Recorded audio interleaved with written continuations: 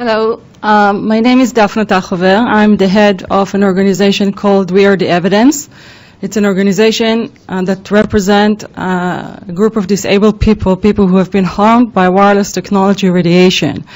While this commission is supposed to help the FCC facilitate the participation of people with disability in society, our group is actually not accommodated by this commission, and the rights of people who got injured by this technology are being crushed, violated, and there's an epidemic of sickness caused by this radiation and by this technology that is not being addressed by the FCC or by this commission. I want to emphasize that people like me are not objecting technology. In my background, I'm an attorney in Israel, in New York. I'm a telecommunication and computer officer in the Israeli army. I manage the telecommunication computer center for the Israeli headquarters and operations center, so technology is my background, including wireless technology. But all of this came to an end in 2009 when suddenly I became what's called electrosensitive. Suddenly I could not use my Wi-Fi, I could not use my laptop, and I could not use my cell phone. Unfortunately, this sickness is not something not shared by a minority of people, but it's shared by many people in society, and the statistic shows that 10 to 20% of the population already suffered from symptoms correlated to cell phone and wireless technology radiation. I submitted a Supreme Court case in Israel to ban the use of Wi-Fi in schools, and we exposed an epidemic of sickness because of this radiation, because of the Wi-Fi deployment in schools. We exposed over 200 sick children, and that was just in the 6 schools that we checked. And this epidemic is not happening only in Israel, it's happening everywhere, including the US. 2 weeks ago, I was in court for 3 days in a case of a child, a 12-year-old child, who became electrosensitive as a result of the Wi-Fi, the deployment of Wi-Fi in his school. The nurse in that school said that after they deployed the Wi-Fi, many other children started to complain of various symptoms like headache, tingling, nausea, skin problems, etc., etc. However, these children who become sick from this technology are not being accommodated. Instead, they are forced out of school. Their rights are being crushed. The parents, the schools are retaliating, and this is not something that's happening in 1 school or 2 schools.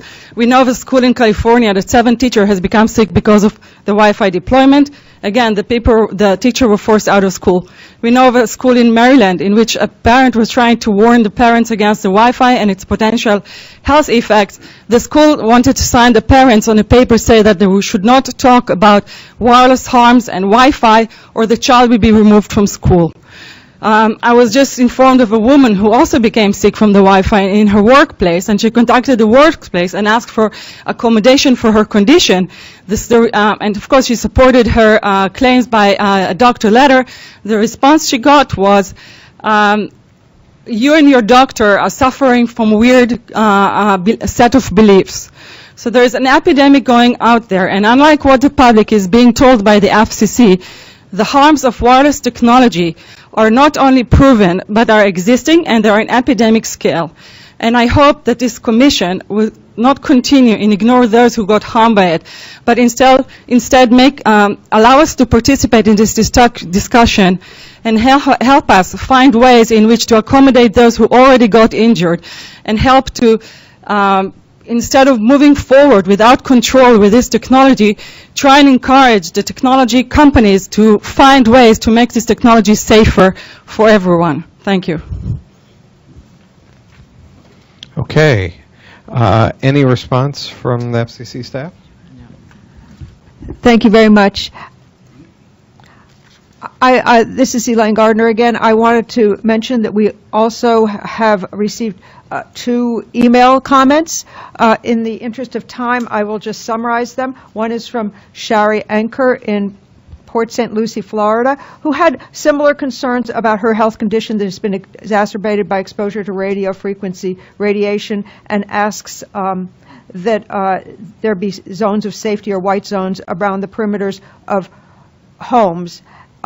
Another commenter from Venice, Florida, Marilyn Martin, has asked the FCC to look into this issue as well. She notes that there's an open docket on this issue and requests that that it be actively looked at.